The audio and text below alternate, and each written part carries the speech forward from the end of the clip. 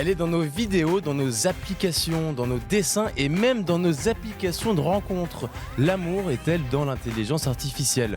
On en parle ce soir à 17h45 avec Esterium, une influenceuse spécialisée en tech. Pour l'instant, nous, on parle d'actualité. Un refus d'obtempérer a conduit un livreur à la mort. Hier soir, un automobiliste a pris la fuite afin d'échapper à un contrôle de police à Montreuil en Seine-Saint-Denis. Le fuyard a alors percuté un scooter à Rosny-sous-Bois. Le conducteur du deux roues est décédé sur le coup selon le parquet de Bobigny. Le chauffard est toujours en fuite. Amis usagers du périphérique parisien, votre quotidien pourrait changer, passer de 90 km/h à 80 en 1993, puis à 70 en 2014. On vous en avait parlé dans les précédentes émissions. Le périphérique risque de passer à 50 km/h au 1er octobre. Donc petit point sur les amendes, un dépassement sur une voie limitée à 50 entraîne une amende de 4e classe.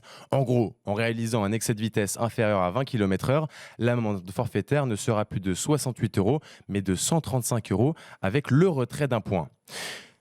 Autre événement du 1er octobre, la tarification spéciale pour les véhicules lourds comme les SUV. La mairie indique que les hybrides de moins de 2 tonnes seront épargnés. Bonne nouvelle, donc. La première heure passera de 6 € à 18 € dans les 11 premiers arrondissements parisiens. Du 12e au 20e arrondissement, le forfait de stationnement sera un peu moins cher, passant de 4 € à 12 € pour la première heure. Et si vous descendiez à Beverly Hills en prenant la ligne 2 ? Ne vous méprenez pas, je vous parle du métro Belleville. Je vous explique. La RATP renomme pour 24 heures 6 stations de métro avec des noms de quartiers californiens célèbres, comme aussi Santa Monica. Un clin d'œil donc à la mégapole américaine qui organise les prochains Jeux paralympiques et olympiques en 2028. Un orage amenant de la grêle et des éclairs a traversé Paris hier.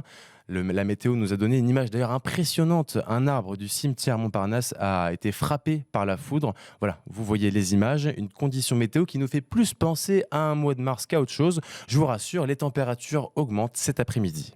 Sur les Champs-Élysées et la place de l'Étoile, des dizaines de milliers de spectateurs, l'équivalent d'un stade de France, vont refermer officiellement la parenthèse des Jeux Olympiques et Paralympiques. Samedi, à partir de 15h30, la parade olympique sera l'occasion d'applaudir les athlètes médaillés avant un grand concert pour clôturer en musique les Jeux en France.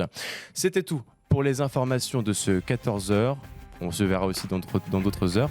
On se revoit surtout à 17h45 avec Esterium pour parler d'intelligence artificielle. D'ici là, vous pouvez rester avec nous sur les réseaux sociaux et sur 20minutes.tv.